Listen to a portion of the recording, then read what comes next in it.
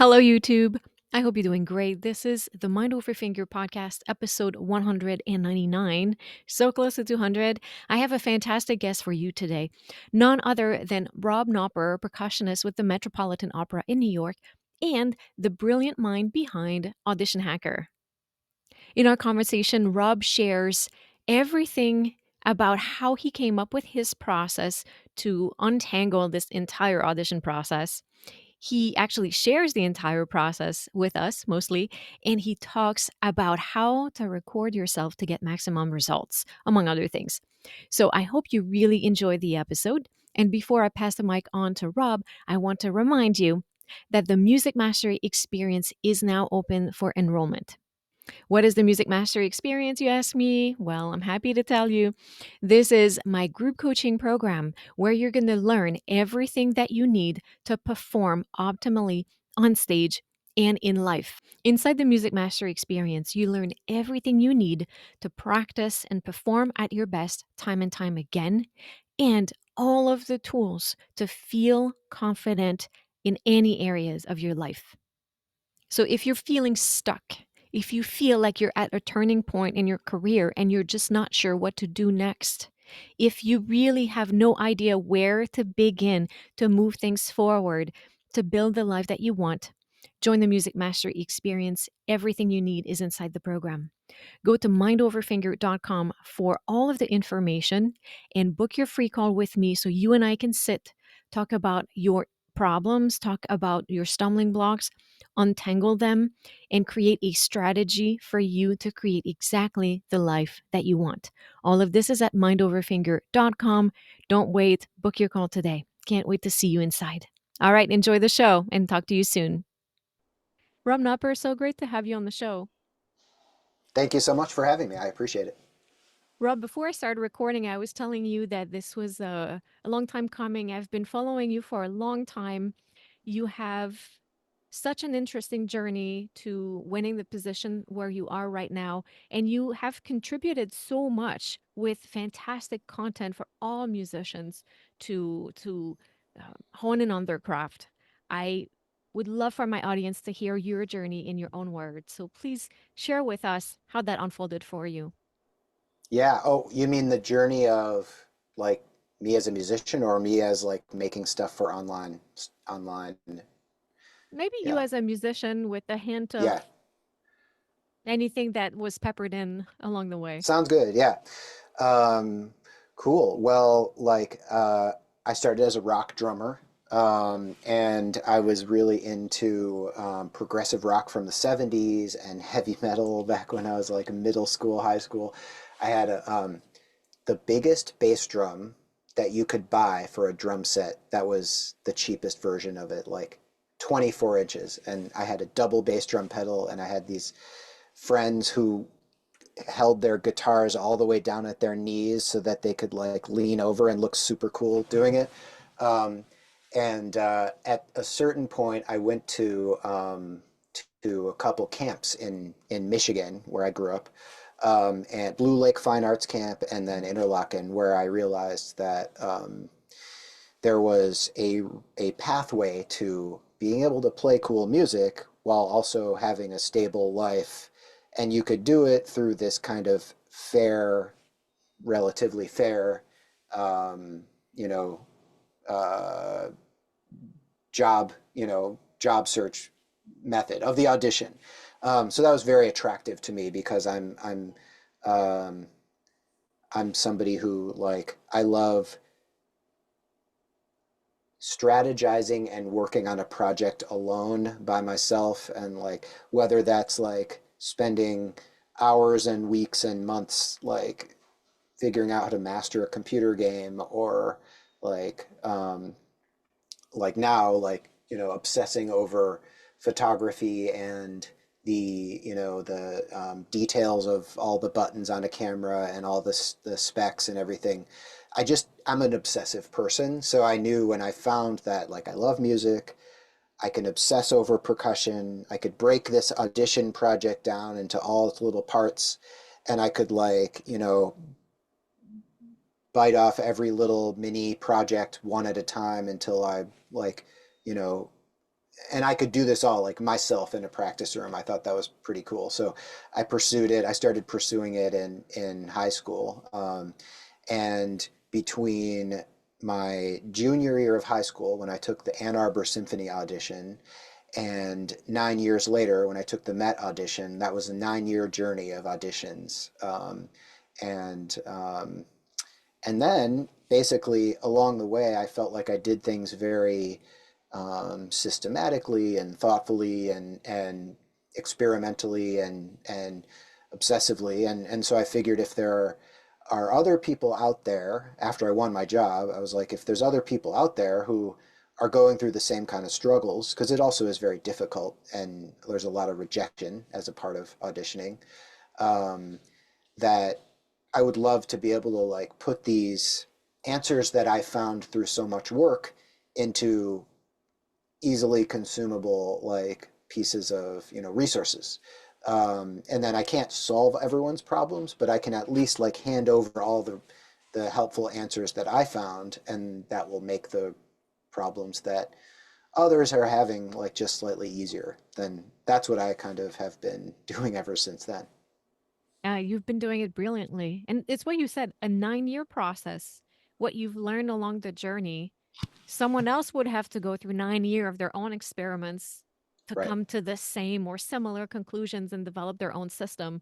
So for you and all the other people who've shared their audition strategies to offer this is so helpful for so many musicians. It's really a time saver, an energy saver, and an agony saver. Yes, I hope so. Yeah, thank you.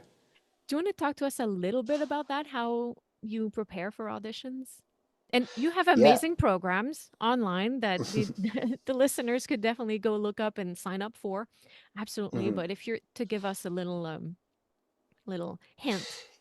Yeah, so I always say like my audition preparation process is something that I developed for myself. Like along the way, I had a problem. I got some feedback from a a professional, or an audition committee would give me feedback, or my teacher, and I would like obsess over that problem, find a specific solution, and integrate that solution into my audition preparation process. And so I built this version of audition prep, which is a series of steps that I go through from the day I get the audition list to the day of the audition, that I feel is incredibly effective and successful. And I have used it to win my two auditions. And so I'm happy to like tell you exactly how I go through that process. I also feel like for people listening, you might be able to find certain aspects of what I do really helpful. You might take certain pieces of my audition process.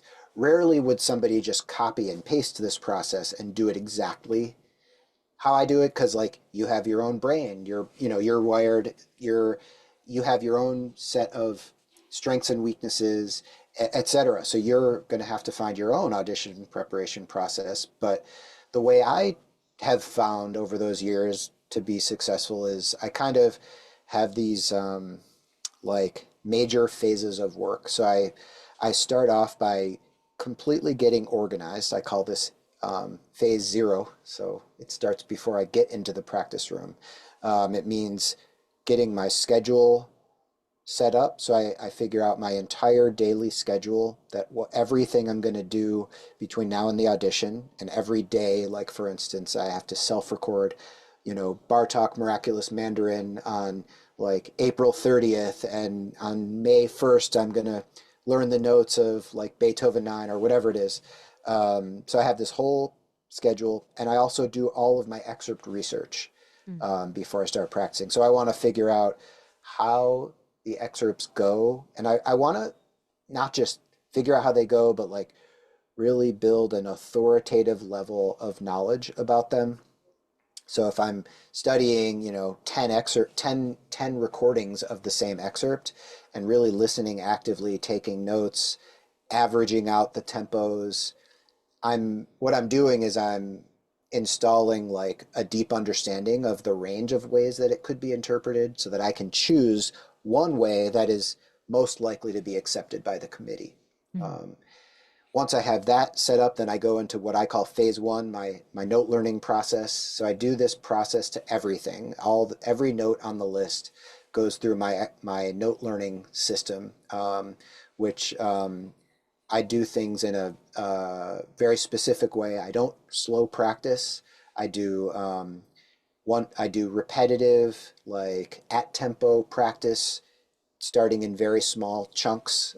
So I really like, um, I have an acronym for it. I call it ROAM, ROAM, repetitive, one note at a time, Mm. at tempo method. And you can think of it like back chaining, which is how some people learn a really long word in a foreign language. You learn Mhm. the last syllable, and then you learn the syllable before it, and then you put them together. And then you learn the previous, the previous syllable, and then you add it to the set. And so I really like my entire Met Opera percussion list. I learned the whole thing in this way, all the excerpts from end to beginning, starting with one note at a time, and really just like chaining these notes together. And that really helps muscle memorize the excerpts. I really feel like I can play through all the notes and the details are installed into my muscle memory, so I don't have to really think about what I'm doing. I can just, Mhm. because I know that I'm easily distracted, and if I have to rely on my focus to remember where I am in the excerpt, then I will lose that focus and I'll Yeah. like lose my place.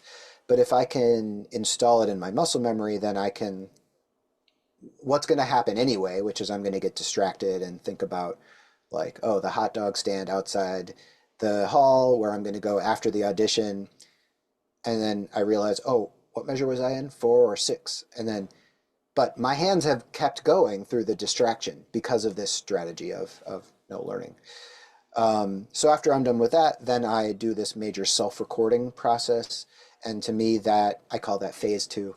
And to me, that helps take the excerpts from where I left them, muscle memorized but not polished, and it really brings all of the polish out. So I feel like I am really sculpting very minute details, like how exactly I'm going to shape a crescendo, comparing the volume of accents, hearing all the little issues that might um, have slipped through the cracks, like, oh, these two notes are too close together or something like that. So that's my phase two, self-recording. And then I do a major mock audition phase, phase three. And this is, I mean, I struggle a lot with performance anxiety and nerves, and I shake when I play if I'm nervous, especially for soft snare drum. That is a big obstacle for me and was for many years. And doing these mock auditions. So I did 6 weeks of mock auditions. Every day I would do a mock audition. I would find somebody new to play for, record myself, have them choose the list, listen back afterwards, record the results into this big spreadsheet.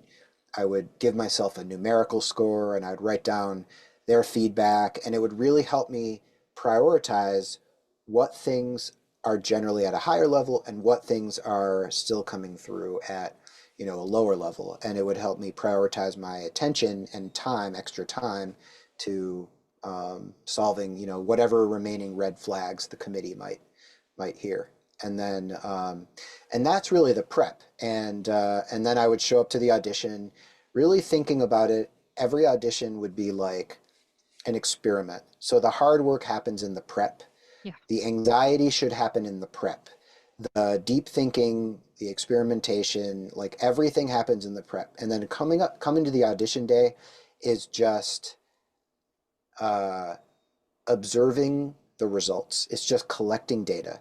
You're not there to like play your best or anything like that. You're just there to see whether the preparation process you went through this time was effective, or what happened, basically.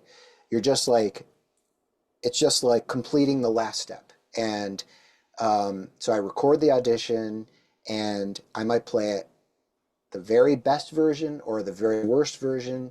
But the goal is to just see what happens based on that particular set of preceding, strategies, whatever I did before that day. And then from there, I would say, okay, and this is actually the most important part after the audition, to listen back to the result, get any feedback that you can from outside. The committee might give you feedback, or you could send your audition recording to your teachers or whatever it is. You, and then, there's a few days of like disappointment and desperation and like, you know, uh, my my family calls this circling the drain. Mm. Like where it's like you feel like there's nothing left and everything has been a waste and you're just about to like let yourself slide down the drain. But then like a few days later you kind of at least I collect my energy again and say, okay, if today is the start of a new period of, highly productive work that leads me to winning the audition in 2 years, what did I do today to make that change? Like, what is the big things that have to change in my practice routine, in my audition preparation process, in the way I understand music, in order for, me to win an audition in 2 years, for instance. And um, and so that's when my audition preparation process changes. There's tweaks like, okay, I need to add a step here and remove a step there. And that's like you being the CEO of your own audition preparation process. Yeah. Um, yeah, so big picture, that's kind of how the whole thing looks. I love that. Thank you so much for sharing. And I agree with so many of the things that you've said. And I feel like people always ask, oh, what is the secret to winning an audition? And you've just said it. Basically, you talked about how you obsess over these details and how you problem solve. And that's really what it is, actually. And I was thinking when you said everything happens in the prep, yes, you should make a t-shirt out of that. This is that's a great tagline. Everything Yeah, happens in the good prep, idea.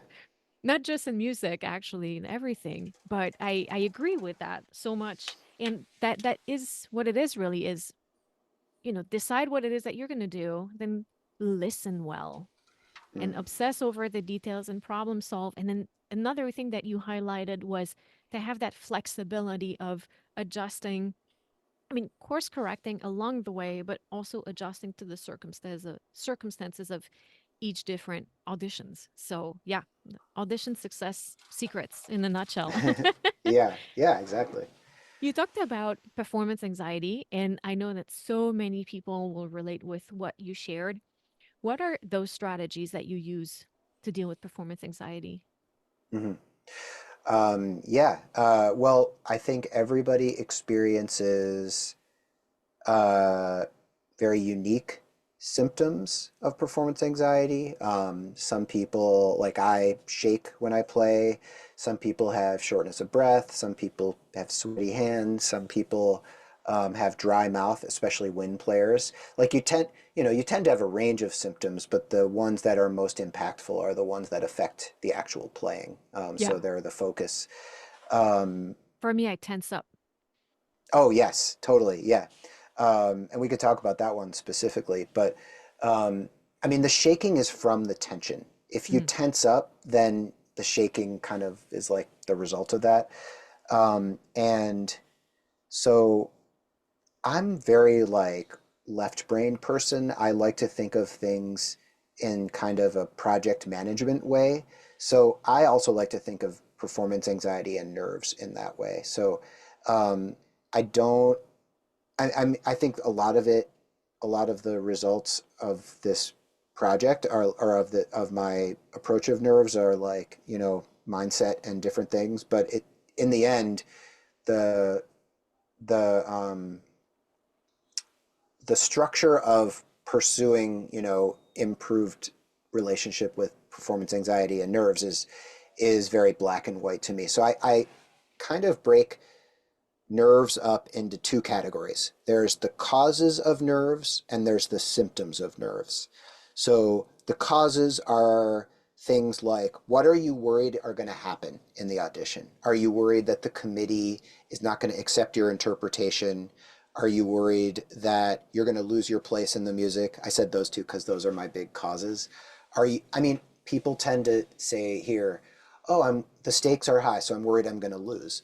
why, what is going to happen in your playing? What is your body going to do that is going to cause you to lose? Yeah. So what are the worries, the specific worries, whether they're physical or, mental focus related maybe? So what are the specific things that you are worried are going to happen in the audition? Um, and so, and then there's the other side, the symptoms. So once the worries or the causes uh, like get stuck in your mind, then they can sort of balloon. And I say that the temperature of of the causes rises, the nerves rises, and then it transitions or it cascades into the symptoms. So whatever those things are, dry mouth, like shaking hands, etc. Tension in your arms and your fingers. Um, Nerves is not some huge umbrella project to all solve at once. Like some people think like, oh, the answer is just going to be like centering and then I'm going to forget about all this Hmm. underneath. Or like I should just have like a banana and a granola bar at a certain period right before I play. And I think of it much different than that. Each individual cause and each individual symptom is its own little project.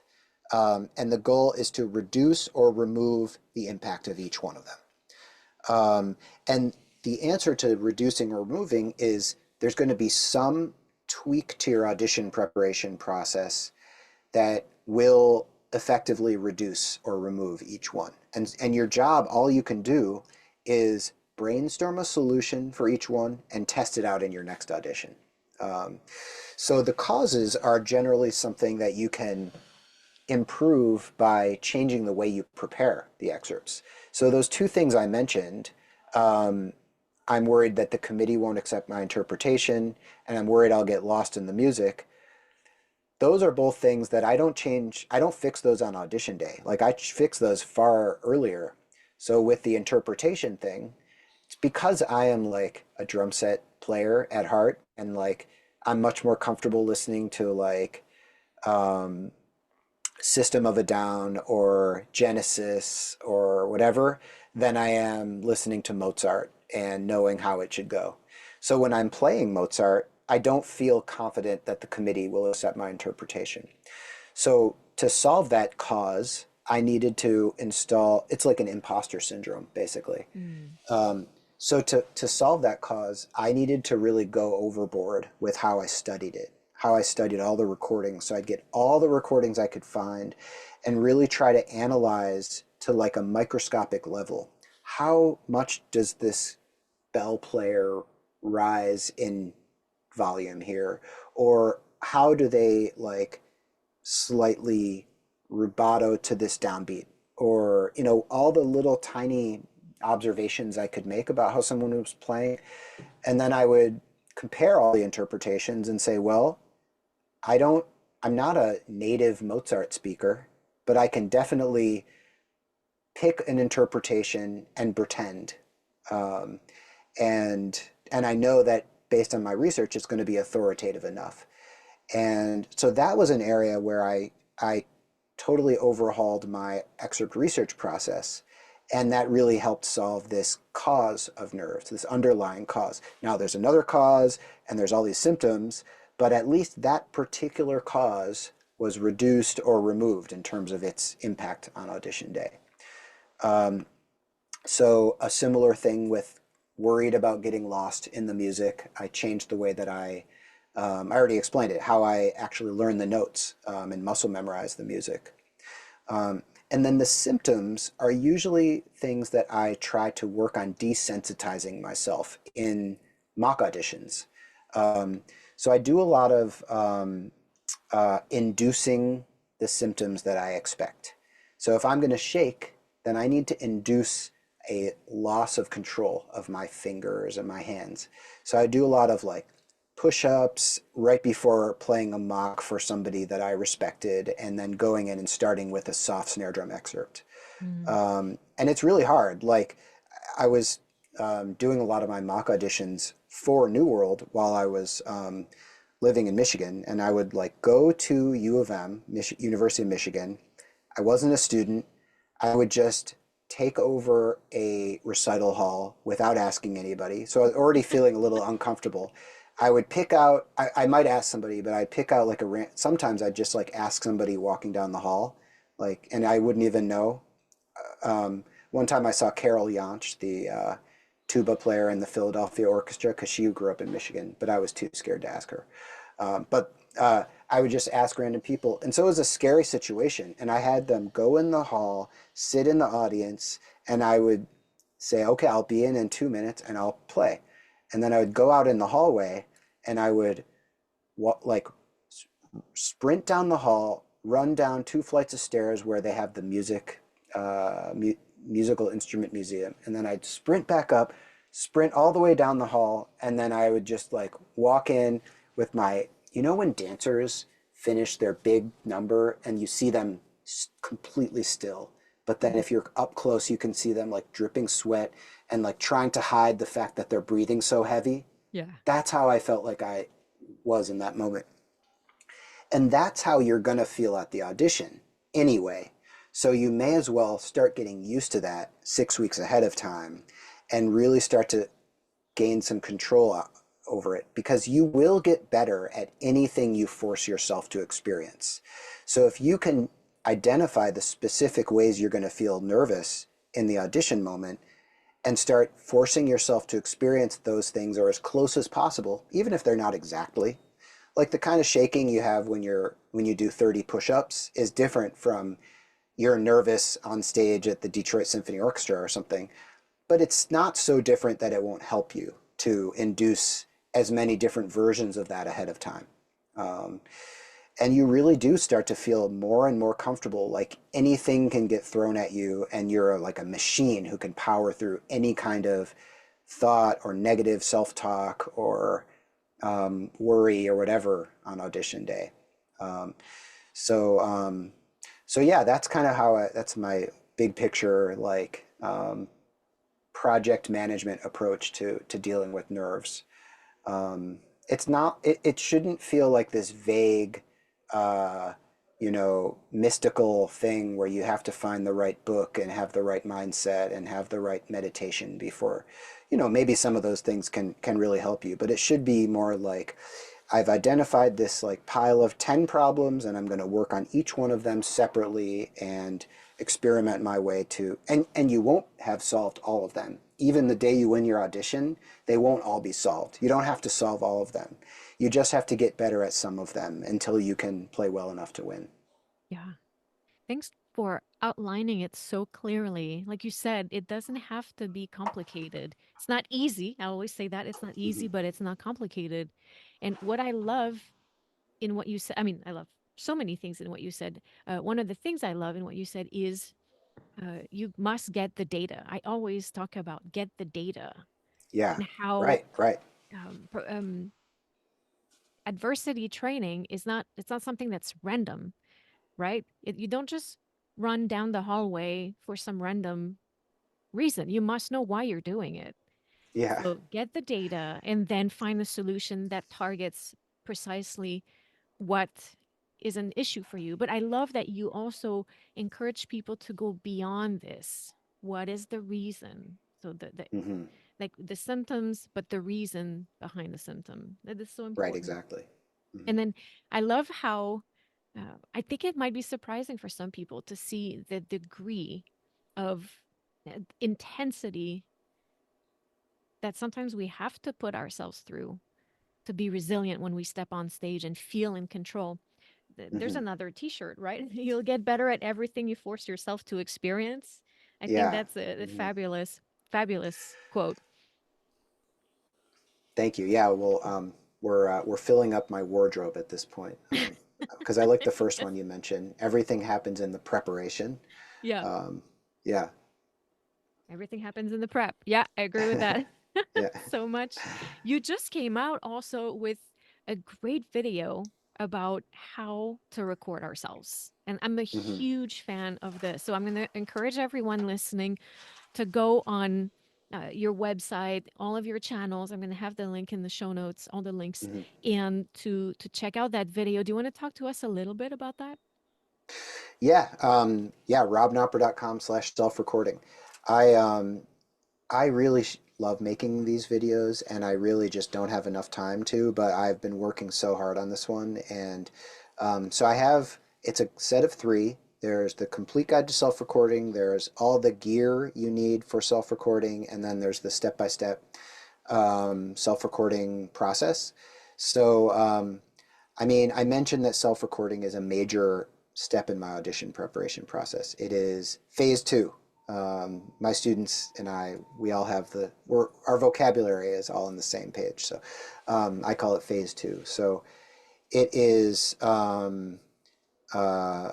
a uh, essential part of my audition prep. The music goes from like, I think of it as sort of like it goes from the raw playthrough stage to like really being polished and ready for a professional committee to hear it. So it's the time that the interpretation becomes what it needs to be. It doesn't mean I can do it in the moment because that's a whole other step of mock auditions and performance practice. But it's like the sculpting phase, like Mm. sculpting the raw material into exactly how it should sound. Like if I were to release, you know, the world's like version of The Sorcerer's Apprentice Bell excerpt, which I wouldn't, but if I were, I would use this self-recording process to make that. And it's a real advantage that if you have the stomach to really do this properly, because it's so hard to put in the willpower and the determination to really solve all the problems. So you set up your mic, you play the excerpt, or even better, you play a small section of the excerpt, and you listen back. And I like to think of having a little rubric, the same way like an elementary school teacher will have a rubric when they're like grading papers or Oh whatever. yeah, I love a good rubric. Yeah. And you break down the rubric into musical elements. So you have the objective elements and the subjective elements. And the objective ones are the measurable ones like time, rhythm, dynamics, pitch, the things that can be right or wrong. And and not that there's not wiggle room for some of these things, but a committee will hear a rhythmic, mistake as, that's incorrect. They won't hear a phrasing mistake as incorrect, but they will hear it as inappropriate or awkward versus compelling and natural. So Mm. there's the subjective elements of phrasing, tone, character, style, color. Um, so I want to have all of those in front of my face. So I actually like write them down on a piece of paper and put it on the music stand while I'm self-recording. So I'll choose a section of an excerpt, play it, record it, listen back to the recording, and just make a big laundry list of all the things that, need to be solved or need to be improved. And then I'll maybe put the recorder on again, or I might have to like work something out a bit, and then I'll record again, and I'll listen back again, and I'll keep going through this process back and forth until I'm slowly going through the rubric, making sure, okay, the rhythms are fine, the time is fine, the dynamics are right now, the phrasing is how I want it, the color, the tone, everything. And eventually you do get to a point where it's like, I have nothing left to work on. This is like actually how I want it to sound. And then you move to the next set of measures or the next excerpt. Um, so this I feel is, for whatever reason, it's very hard for people to actually make it to the end where I said, oh, there's nothing left to work on. Most of my students and most people I talk to say, actually, I can't make it there because there's still problems. So this is this is where I feel if you have like an obsessive, determined personality, you can not give up.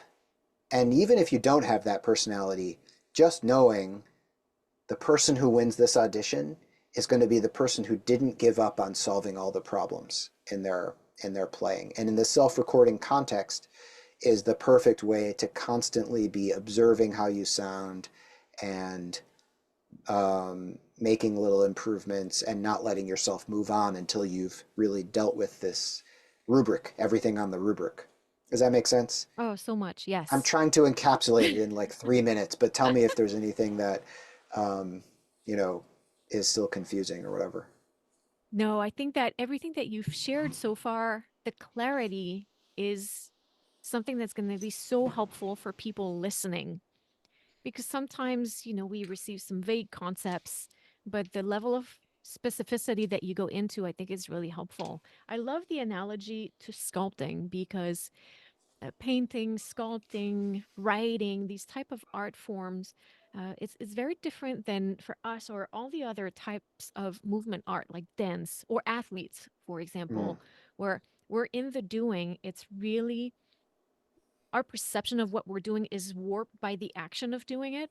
hmm As a sculptor or painter, they'll draw a stroke or they'll carve something and step back and take a hmm look before the next move.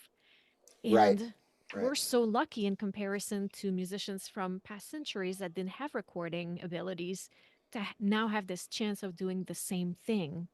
hmm And I mean, of course, we need to go about it with an objective mindset because if we start to get too subjective, it's easy to go down this route of, oh, I'm not good enough, and we can easily get sort of discouraged.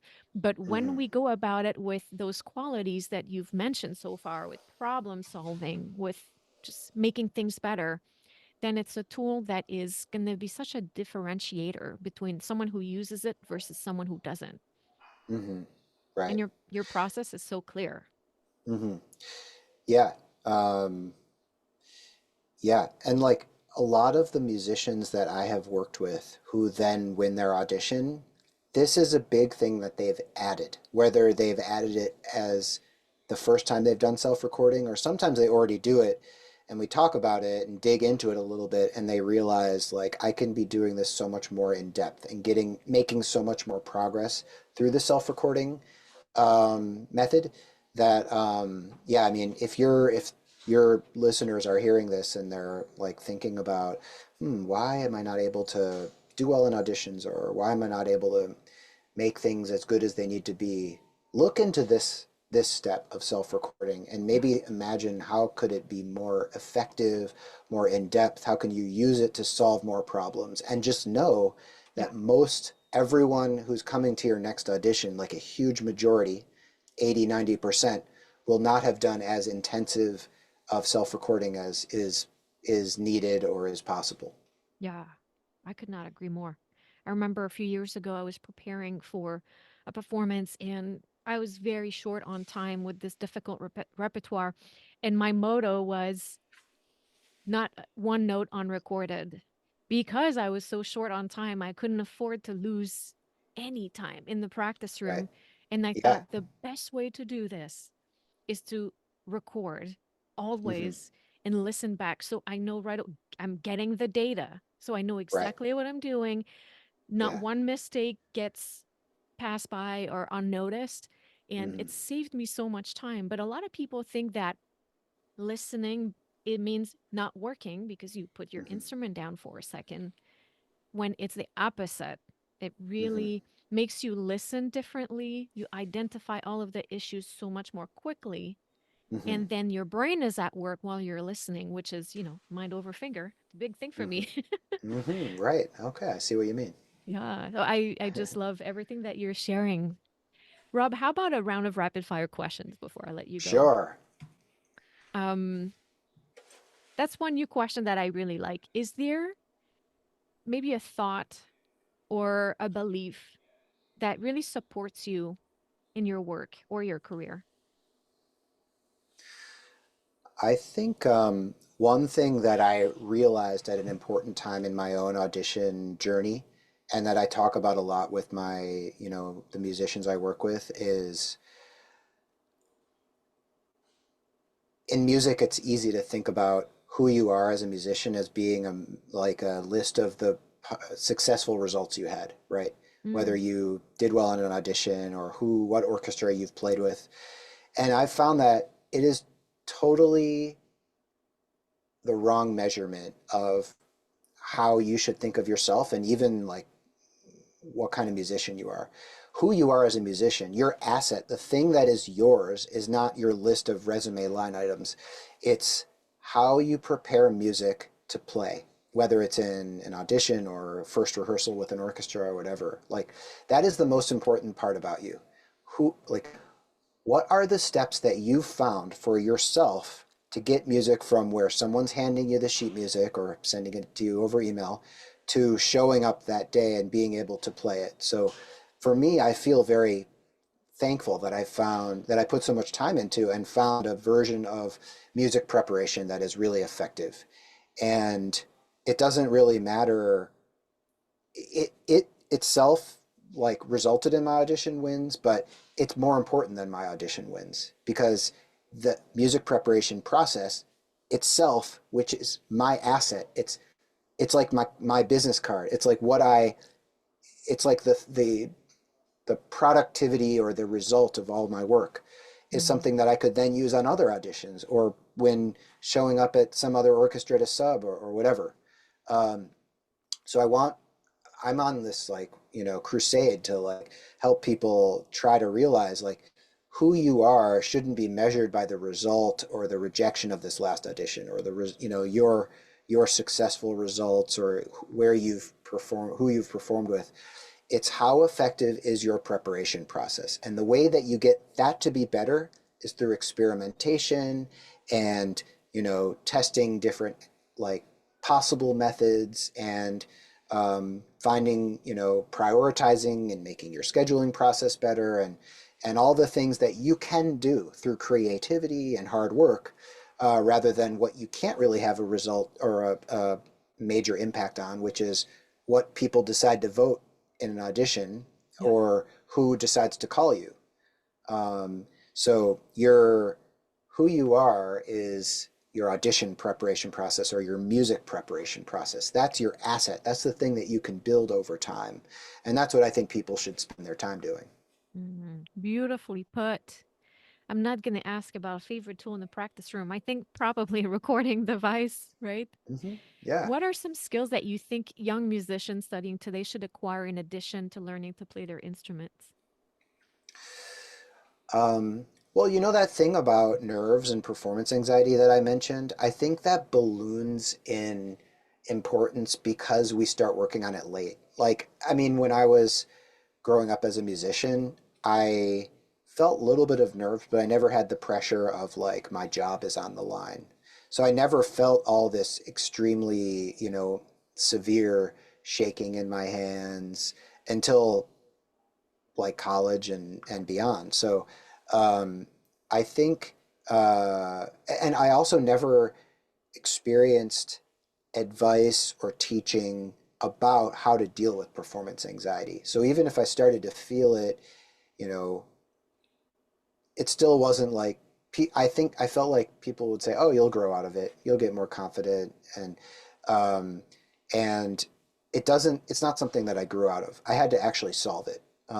So I feel like it'd be great if people started working on this earlier. Like if you're in high school, if you're in early college, and you start to experience performance anxiety and nerves, there should be more resources and more. It should be more of a part of learning your instrument along the way because it's something that it's just another project. It's like learning scales and figuring out how to play a tambourine thumb roll. It's like, yeah, if everybody learned that, like the year that they started taking auditions after college or whatever, it would be very difficult for people and it would be new and unusual. But no, we start that far earlier. So we've Yeah. been working on it for years.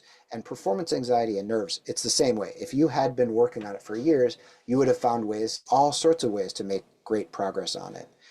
So I think it should be something that is taught along with learning your instrument along the way. I love that. Yes. In closing, what about an actionable tip that the listeners could implement today in their musical lives?